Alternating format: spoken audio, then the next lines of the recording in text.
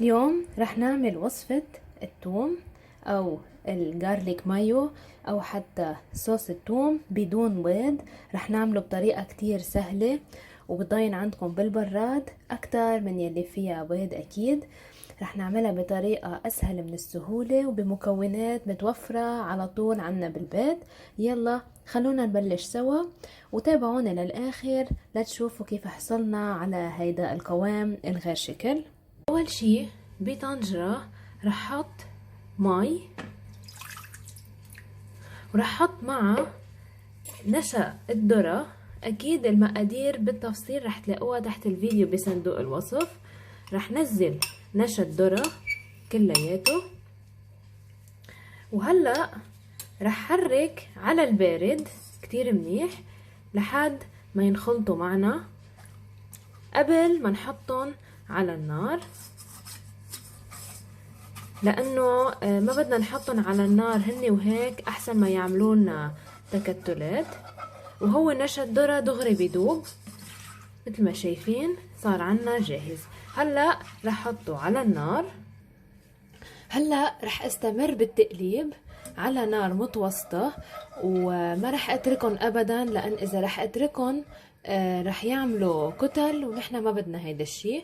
رح استمر بالتقليب لحد ما يجمدوا معا. ما بتاخد اكتر من دقيقتين على النار، خاصة اذا كانت النار شوي قوية او متوسطة، حتى مع التحريك المستمر رح يجمدوا معنا بهيدا الشكل. هلا هيدول رح اتركهم لحتى يبردوا على الاخر، ومن بعدها منشوف كيف رح نكفي وصفتنا، بس ابدا ما تستعملون هن وسخنين. هلا عندي للثومية او صوص الثوم عندي لبن، كمية من اللبن رح نزلها كلها لانه منا كتير كبير اللبن. كمية رح اخد معها حامض، وكمان رح ضيف معها الزيت. اكيد كل المقادير رح تلاقوها تحت الفيديو بصندوق الوصف. وعندي هون حصين او 3 من الثوم. انا بحب الثوم فيها يكون ظاهر كتير فحطيت 3، بس طبعا الثوم كميته حسب الرغبة. وكمان عندي نص معلقة صغيرة من الملح بهيدا الشكل. وعندي اخر شي المكون يلي حضرناه اول الفيديو يلي هو النشا. من بعد ما بردناه كتير منيح وصار عنا بارد تماما، رح نزله فوق هيدا الخليط.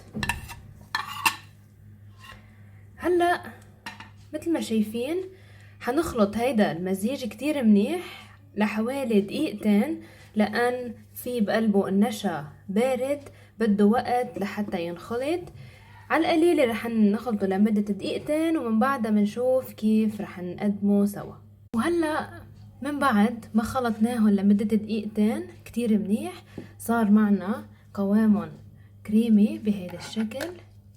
شايفين مثل يلي بناكلهم بالمطاعم. هلا رح فضيهم لحتى تشوفوا بس القوام قديه طالع مثل يلي بالمطاعم. بس شايفين كيف القوام كأنه جايبينهم من المطعم، وحتى ما فيها بيض، يعني بتجنن. وعملنا كمية حرزانة، الريحة ما بخبركن قديه طالعة بتشهي.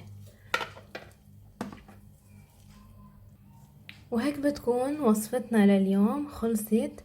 أطيب صوص توم أو جارليك مايو أو حتى فينا نقول صوص الثوم صار عنا بهذا الشكل جاهز، وقوامه غير شكل مثل يلي بنشتريه أو بناكله بالمطاعم.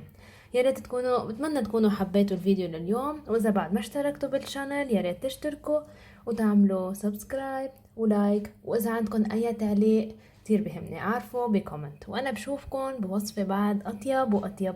ميرسي.